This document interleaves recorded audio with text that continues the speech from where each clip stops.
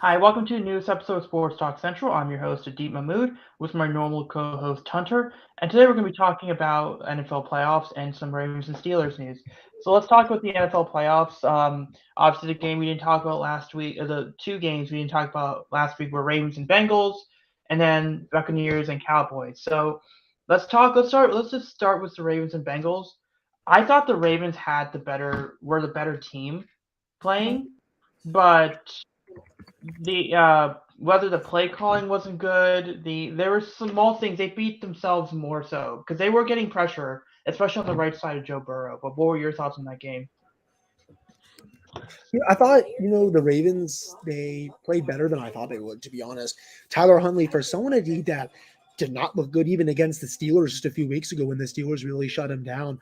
I thought he played very well against the Bengals. He gave it everything he had. I thought that final drive before the fumble was very solid. I think he took a chance going over the top. It didn't work out. Sam Hubbard made a very the Bengals. I think it was Hubbard that knocked it out, or he might have picked it up as well. I Yeah, don't he know picked who. it up. Yeah, He he picked picked it up. Whoever knocked it out just made a great play. You just got to tip your hat to that. And then on the final drive, I thought they were moving the ball fine. I just didn't like what John Harbaugh was doing with the timeouts. I understood his explanation after the game. We didn't want to give it back to them. In my opinion, he probably would have went for two at the end. I think. Um, Yeah, I he don't was. know. I don't know if you agree with that. I personally think with a backup quarterback, they would have went for two. But I just did not like the clock management there. I felt like it just, you know, you have a backup quarterback. I understand you have Joe Burrow on the other side, but you want to make sure that you score. Your defense has been good enough all game. You don't need to just go down to a final play from the 20-yard line where you're just doing a Hail Mary to the end zone.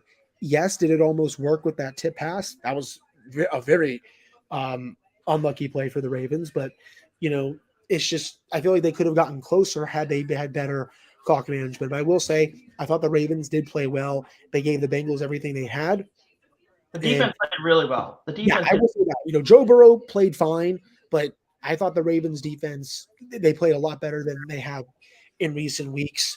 But that was a fun game to watch. That's for sure. It was a lot more fun than I thought it would be. I thought the Bengals were going to win by double digits. I didn't think it would be by 17 or anything, but I was thinking maybe like a 27-17 win, 30-20, something like that. I just didn't expect it to be a one possession game. Yeah, no, I think what was interesting, it was very clear what the game plan was. Basically, in baseball terms, they played no doubles defense. They basically Uh, stopped all the big plays because if you saw it, it was a lot of hitch routes that Burrow did, and Ravens were playing zone coverage. The Bengals took advantage of that. They were just playing a bunch of hitch routes here and there.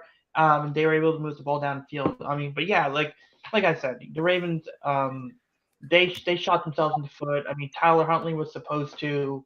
I don't understand why. Because here's the thing. Uh, Trevor Lawrence is 6'6". yeah, That's a big guy. Tyler Huntley 6 feet. He's not a big guy. no. So he could have slid right in. The other thing, and we'll talk about it more when we get to the Ravens and Steelers, but this really showed why Greg Roman was ultimately fired because J.K. Dobbins went in. Basically, he got as close as he can to calling out Greg Roman without using the words Greg Roman. That's essentially what happened there. And because here's the thing, I don't like hit the red zone touches. He's one of the best running backs in the red zone, and he wasn't used. Like Gus, the, and really, it was really frustrating. And also, I want to point this out. Isaiah Likely had over 100 yards receiving last week. Did you ever hear the announcers call Isaiah Likely's name? Nope. Do you think it's a little weird that a guy who had success against the Bengals last week, now granted, he was the number one option, so I'm not expecting 100 yards, you did not hear his name at all. So, and that's the thing, and the Ravens really shot, like the last few weeks in season, they really shot themselves in the foot with a guy would have a good game and then they'll disappear. And it's just these inconsistent moments, and it really was the epitome of the season. They got so close, but yet they ultimately didn't. They ultimately lost. Obviously, you have the whole thing. Lamar didn't go with the team. Well, RG3 said he was sick, and before we get to we're gonna get to the game. So I think that's pretty much my thoughts on that game. Bengals good. Bengals did their thing. They adjusted all this stuff. I think had the Ravens converted on that third and short, I think they win that game. I, like the way that, especially in the fourth quarter, the way they were stifling Joe Burrow, the Bengals I don't think would have scored. I do not think the Bengals would have done much. They would have probably been held to a field goal, but that's it. I mean, could you look at it? 3 sacks in the second half. They were getting pressure on him. But I do want to, before we talk about the Buccaneers Cowboys game, did you see like the shouting match between Steve Young, RG3, and Adam Schefter before the I game? I actually did on that. It was very awkward to watch. It was Steve Young, right? That was kind Yeah. of going at RG3, and I like Steve Young. I think he has a lot of good things he said, but I didn't really like the point that he was making. Someone like RG3, he's been in that organization. Who was backing up Lamar and Yeah, been with he's the backed him up. organization? He's also been through that situation before where remember he played on Yeah, not only the 20s, I think it was almost a 20 ACL, and he blew out the knee again. yeah. So he knows a thing or two about that, and he got pretty defensive, and I'm not so honestly totally surprised by it. Yeah, no, and really what it comes down to is like it was agent talk. Like I feel like it's really frustrated about they're so frustrated with this whole Lamar thing about the whole with him not being represented. So they are relying a lot on the Players Association, and like I said, like basically all I'm going to clarify is, and just in case anyone saw some of the stories this morning, Lamar wasn't offered 100% guaranteed total. It's the Players Association trying to redefine fully guaranteed as total guaranteed when for years they had no problem calling total guaranteed, but for some reason when it comes to Lamar, now it's fully guaranteed is total guaranteed, and total guaranteed it isn't total guaranteed, right? It's a lot of words, but long story short, it's total guarantee doesn't mean much or whatever, all this stuff. I mean, especially if you're a quarterback, you're getting your guaranteed money. Like you're getting your guaranteed money. So it is a little, there's frustrations here and there, but I mean the Buccaneers and the Cowboys game. I mean Tom Brady looked old, Byron Leftwich was fired, and then the Cowboys looked good, but how much of it was Cowboys the looked really Cowboys? How Cowboys much? looked really solid in that game. I thought the offensively they ran the ball very well. I thought Kellen Moore called a really strong game, both running game and passing game. Indeed, Dak Prescott looking like a top 10 quarterback in this league. I think that most Good, people good, know good. he is. That's their first road playoff win, I believe, since before '95, which was the last time they went back to the Super Bowl. I believe that's their first road playoff win since '92, if I have that correctly, which is You're crazy talking considering Cowboys and playoff wins. You got to go back to the '90s for the last time they did something. they have not been doing. They'll have no chance they get to their first NFC Championship game. How do you guess? When was the last time they made an NFC Championship game? I'm going to say 1996. Yeah, basically yes. The 95-96 season was what the last time that was when they won last time they won the Super Bowl too. So they will have that chance today. But Prescott played very well. Again, I thought Kellen Moore had a really strong game. CeeDee Lamb was awesome. Michael Gallup. They have a strong offense. They can give the 49ers problems. It's just, can their defense slow down Brock Purdy? And yeah, that's a weird question to ask. Can Mayhair kick an extra point? Yes, that also, I've never seen a kicker miss 4 straight extra points. From a Bucks perspective, I'm not surprised that Byron Leftwich got fired. His offense was putrid this season. Mike Evans really struggled. Tom Brady, I thought, played mostly okay this season. You can see that he's not the same anymore, but I think in an actual NFL offense, he's probably at worst, a top 10, top 12 quarterback in Yeah, the league. Still, there's a lot of yeah. bad quarterbacks. I don't know what he's going to do next year. If he plays, I don't think it's going to be on the Bucks. I think the No. Raiders are going to come calling with Josh McDaniels. Do not be surprised if the Jets come calling. You're going to laugh at me about that, but they actually have a need at quarterback. Don't be surprised if the Titans come calling, because what's going to happen with Ryan Tannehill. He will have his options as suitors out there. It's just, he's 45. That was his goal going back a few years. Does he want to continue playing? That is my big question. But that was the Bucks, that team that I think a lot of Bucks fans expected to see in that game. People were saying, "Oh, they're going to win that game. They're going to win that game." I'm like, have people not watched the Bucks this season? They've been really bad, and sure enough, they played putridly. in that game. This Cowboys 49ers game today should be interesting, in my opinion. I don't think either one of those teams are going to go to Philadelphia to the link and beat the Eagles. But if I had to pick a winner, I'm probably going to go with the 49ers because I like how Purdy has been playing. McCaffrey has been awesome. Um, Debo Samuel is still a little banged up, but he's playing well. And their defense is also playing well as well. So that I think it's going to be really close. I do think overall, D, when you look at the final 6 teams, these are the 6 best teams in the league. I don't think it's any close. There were really only 5 to 6 good teams in the Yep. league this season, pure like actual good teams. You're seeing that right now. I think you're going to see 2 very good games today.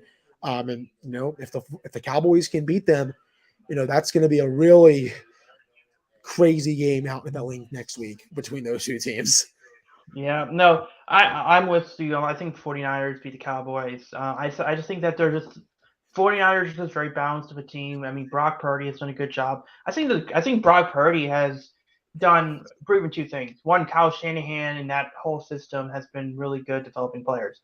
Yeah. Also, why the heck did they make that big trade for Trey Lance when they literally trade all those picks for Trey Lance, and yet like, Mr. Irrelevant is outplaying Trey Lance and it's gotten to the point where Brock Purdy is the next. It's going to be starting next year. That's what they announced. They would choose Purdy over Trey Lance, barring an injury. That's what they're going to do. So, I think what they're doing is good. Now, you're right. I think that Eagles will beat the 49ers. I mean, they got 4 players with 10 sacks on the year at least. So they got a good defensive line. They got a good offense. But I just think the inexperience of Purdy, I think he's just going to make one too many mistakes potentially if they were to play the Eagles. But look, the fireworks matchup is Eagles Cowboys. The more realistic one is Eagles 49ers. And and the Dallas fans that go to Philly for that game, if they win today, good luck. Good luck getting out of that stadium alive, I will say. Right. I just don't think the Eagles are going to lose next week. That team is a machine. They're well coached. Jalen Hurts is unreal. Their defense is good. Everything about that team is firing on all cylinders right now. Honestly, Dave, that was a real matchup I kind of honestly want to see the most. Chiefs Eagles. Andy Reid versus his old team. Yeah. That would be a lot of fun. Also, Nick Sirianni he is from the Andy Reid tree because he was the assistant under Frank Reich. I believe Frank Reich was with Andy Reid at some point. I forgot. He wasn't Doug Peterson, Andy Reid's offensive coordinator for a time. Yeah, Nagy. Yeah, so that was the Andy Reid tree is in full effect this weekend. You saw Reid go up against Peterson for that game, and that was a really good game. But I was just wanted to confirm on that he was his coordinator for a bit while they were in Philly. Yeah. But it would be interesting, and obviously Nick Sirianni being the assistant to Frank Reich having that connection. So it would be really interesting seeing that. And obviously, look, with Andy Reid has a lot of assistants that become head coaches. Like that is a great coaching tree there. But yeah, you're right. I think from the Buccaneers' perspective, they had a short window. They won a Super Bowl. Yep. Tom Brady looks old. He's gonna go somewhere else. I think that we might see, if he does play, we're gonna see Michael Jordan on the Wizards, like that type of decline, pretty much. I think you mentioned a couple teams. I think Tennessee is an interesting place for him because they are now in a win now mode. You got Derrick Henry. Maybe they go get a receiver. But they could do something there, and I think you give Malik Willis another year to see if he's the guy. If he's not the guy, then you got 2024. Is Ryan Tannehill starting next year though? Like that's what Mike Vrabel's saying. So I don't know what their plan is there. Yeah. So he could go there, and obviously Vrabel and Brady have that connection. You got McDaniels and Brady. That's interesting. The Jets. Brady has that relationship where he knows how to beat the Jets. So if you can't, for the Jets, if you can't beat them, join them. He does beat them, but I know what you're saying there. Yeah. But yeah, so I mean, It yeah. would be kind of funny. Well, how would Patriots fans react to that, though? Well, it depends on how he looks. If he looks like old man Brady, they wouldn't care. It's like Yeah. if it's old man, yeah, and then but I mean the Jets could also be an interesting place for Aaron Rodgers as well. I mean, it wouldn't be the first time the Jets brought in a former Green Bay quarterback. So I mean, That's even a though I great don't, point.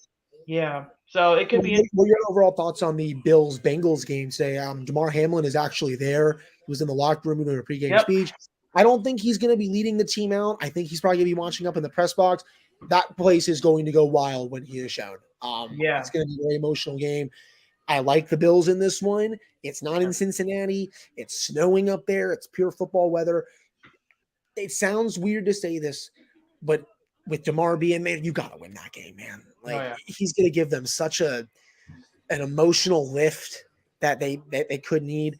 Um, Outside of that, I think the Bills' offense, Josh Allen's going to want to be better after playing bad last week. I think their defense is going to want to be better after giving up 30 plus points to Skylar Thompson. I like the Bills in this one. I think we are going to see a neutral site AFC championship game. But, the Bengals have been underdogs in quotation marks for the last couple of years. I still would not be surprised if they did win this game because they've been one of the hotter teams in football. What are you looking for with that matchup? I'm looking for whoever Buffalo lines up on the right side of the offense, on the right side of the line when it comes to pressuring quarterback, because Alex Kappa not playing. Obviously, the right tackle for the Bengals not playing. The left tackle for the Bengals not playing. Can you go? It sucks that Von Miller isn't playing, because if Von Miller was there, I mean, they could wreak havoc on Joe Burrow. And then what it comes down to is what do the because here's the thing. One of the reasons why the Bengals weren't throwing it deep against the Ravens was because Joe Burrow was getting pressured so many dang times. So if that's the case, that's the key for me. If that's the case, then Burrow's gonna and the Bengals, they're gonna be throwing short intermediate routes and trying to piece mail drives. So that's gonna be what I'm looking at right there. And also from a scoring perspective, I'm looking at like Devin Singletary. I'm looking at Stephon Diggs, Gabe Davis. If they can go in there, and if Josh Allen can limit the turnovers, if they can keep scoring a ton of points, but like I said, if you do that and the Bengals can bring the pressure, then then I think the Bills win in a close game. I think, yeah, I'm with you. I think that 49ers beat the Cowboys in a close game. It's going to be an interesting weekend for We're next set up to have two very good conference championships games next week, no matter what. The right. Chiefs and Eagles, two amazing one seeds.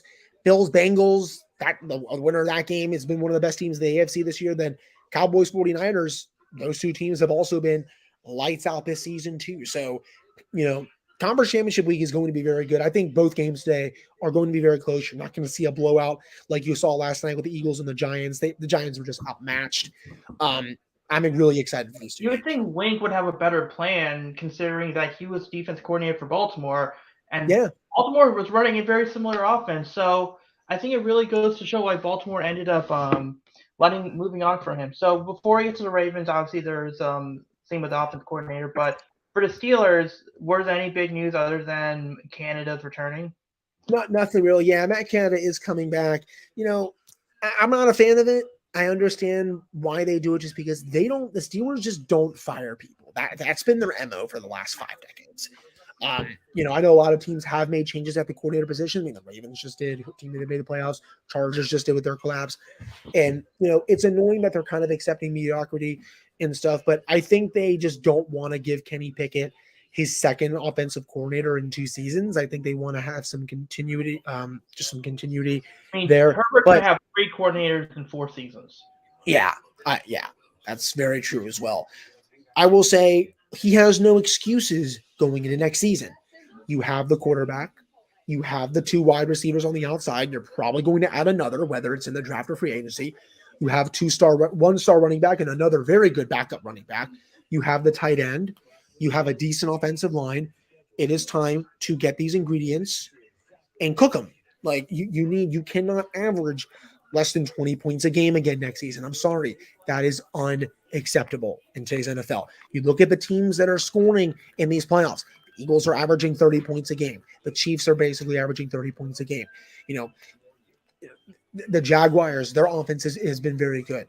You know, all these teams that have won games, they're putting up basically every game, 30 plus points. The Steelers barely did that at all this season. He needs to make strides in that department next season. And if he does not, there is no way he either lasts the full season or is brought back after his contract is up. He has one more year left on his contract. It's time to really see if he can cook with the ingredients that he has, because they're only going to add more playmakers in the draft on this offense next season. They're going to get Calvin Austin back. He was a rookie that missed a lot of time this season. They have the pieces to be an above average offense.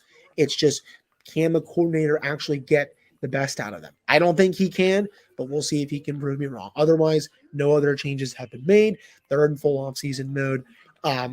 It's probably going to be a bit quiet between now and the start of free agency. They will have money to spend in March. They don't have that long-term deal for a quarterback to worry about.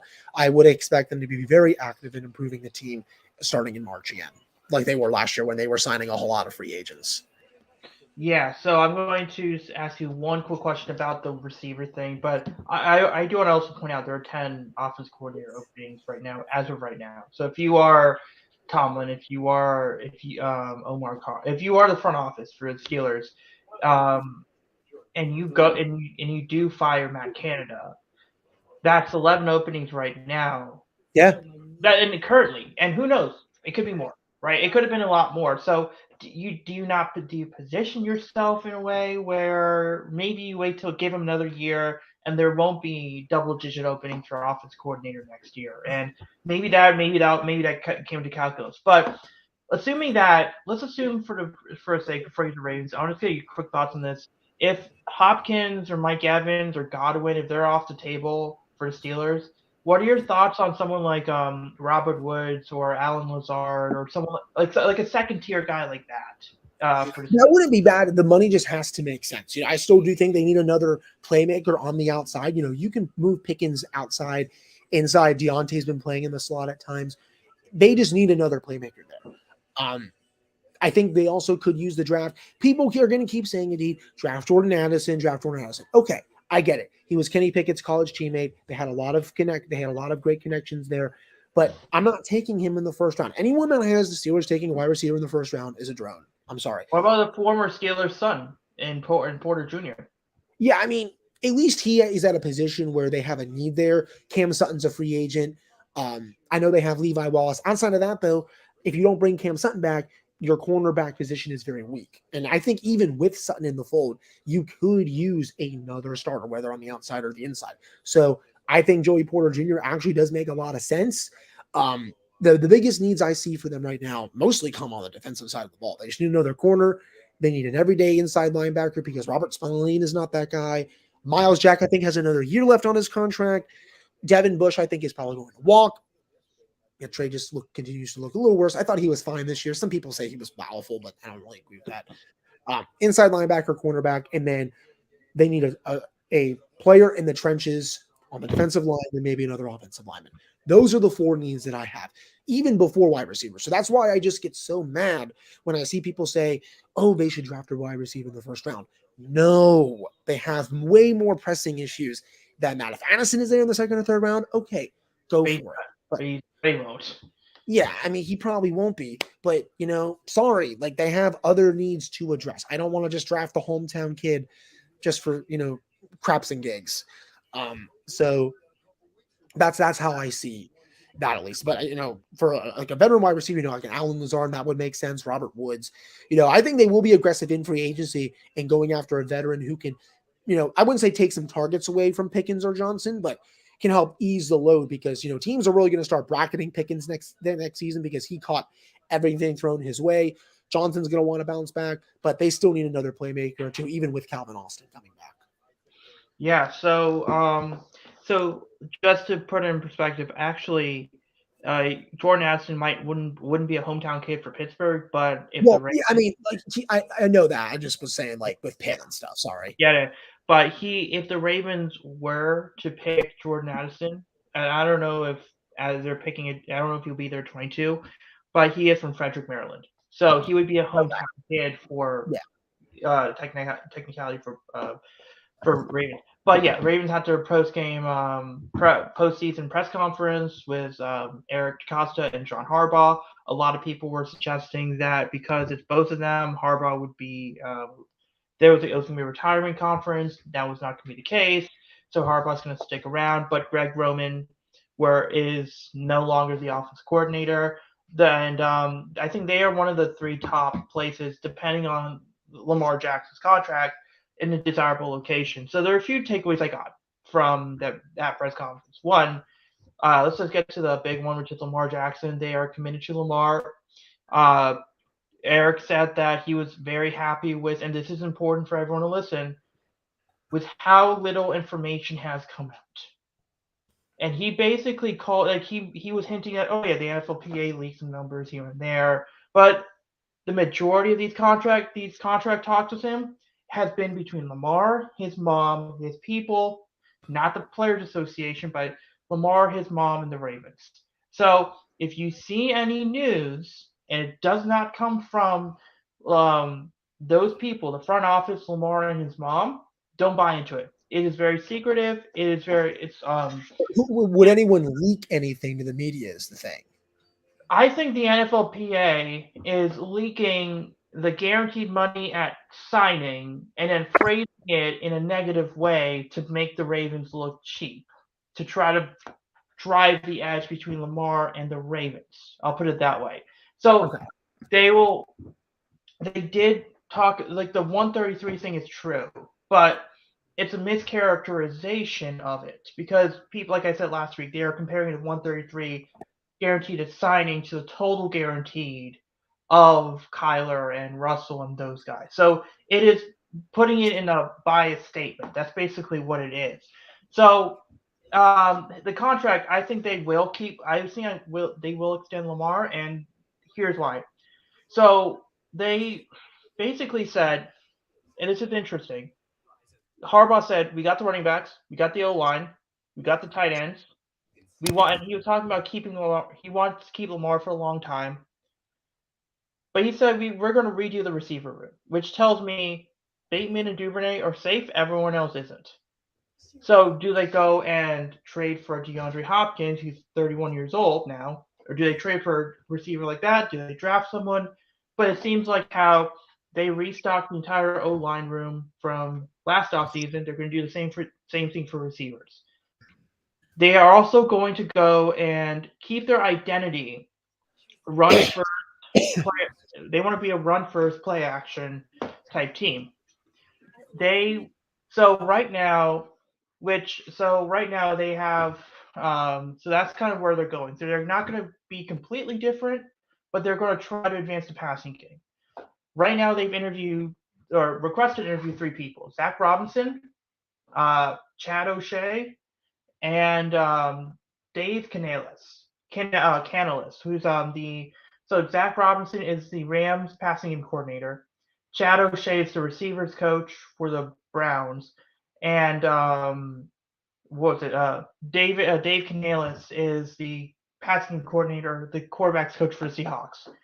It's interesting that they are doing three candidates that are passing game coordinators, not running game coordinators. So that tells you where they are headed. And so another video. Two of those three guys, O'Shea and Robinson, run zone schemes. So if you want to figure out what they want to do, that's what you do. And the fact that they're doing that, I think they're serious about bringing in a receiver. I think that they are basically they are seriously taking Lamar's input. He wants to be in a pro style offense. I think that's what you're going to see. I think there is a philosophical change, much like how when they let go of Wink, they wanted to make a philosophical change. Mike McDonald reflected that. I love the fact that they're going younger. Because right now, your special teams coordinator is 38 years old. Your defensive coordinator is 34. If they go with Zach Robinson, he's 36 years old. I don't like Chad O'Shea because there's some stuff about him as a coordinator for the Dolphins that I don't like. There's obviously going to be more candidates. T. Martin's going to be interviewed. James Urban's going to be interviewed. I would assume Bobby Slowick from the 49ers, their passing coordinator, he's going to be interviewed. Clint Kubiak, the son of Gary Kubiak, he's a guy that to look out for. Frank Reich, who's from Maryland or at least went to Maryland, he's going to be a guy to look out for. Byron Leftwich is a potential guy to look out for. So you do have a lot of good options. I think a timeline would be within 10 days. But I'll put it to you this way. I would not be shocked in 10 days if we hear about a contract extension with Lamar. I think that the way they were talking, the way they were talking about we're committed to Lamar. We're going to let Lamar pick the next offensive coordinator. And the Ravens do not. The Ravens fan base and the players have kind of grown sour of Greg Roman. They let Roman go. They're letting Lamar pick next off, having an input. They're the candidates that they're choosing are leaning towards a certain direction. I think we hear about Lamar extension soon. I think that if this 180 million total was accurate, they're on the right track. It's very secretive. It's so I think that Lamar and I showed you that and I texted you that picture of Lamar's Instagram story. I think that they're getting closer. I think like a rumor in the wind, removing Greg Roman relieve some tension. I think we no problem. I think we hear that Lamar we hear within the next 10 days either a new offense coordinator or Lamar's contract extension. What do you think of that? What do you think of that statement? Yeah, I mean, I think it's good. It's good that they are like really. Wow, I'm looking at the game. I don't know if you have the game on right now. Snow game. It is. It is really snowing up in Orchard Park, but I'm glad that they are really using Lamar just as like okay, you know, like after like an interview. Okay, what'd you think? Like like they'll give him the details. I don't know if he'll be at the interviews, but they'll like, No. give them the details and stuff. But that's one way to really have it be like okay, I want to stay and I kind of did chuckle when they said like, "Oh, it's this going to be a very coveted position." I'm like, let's get some wide receivers first, guys. I just have to always make my joke about that. But I do think overall it's good to include him. You want to make sure that he likes the play caller because I think at towards the end of the Roman era, he probably didn't, and I don't think a lot of the players. I mean, J.K. Dobbins, indeed. You saw those statements last week. He Yeah. was very frustrated with I wouldn't his be role. shocked if Mark Andrews was frustrated. I wouldn't be shocked if Bateman had frustrations. I mean, like I Like he said, said, it was like a rumor to win. he literally said like 12 carries. That's a joke. Like, what are we doing here? And that was a direct shot at Roman, I think. Oh yeah. But so I'm glad that they are, they're keeping him in the loop, which is the right thing to do. I'll be curious to see who will truly get interviews for this. Like, who are they going to be the finalists? It's going to be very interesting to say the least. Yeah, no, and then we'll end on a couple of notes here and there on this note.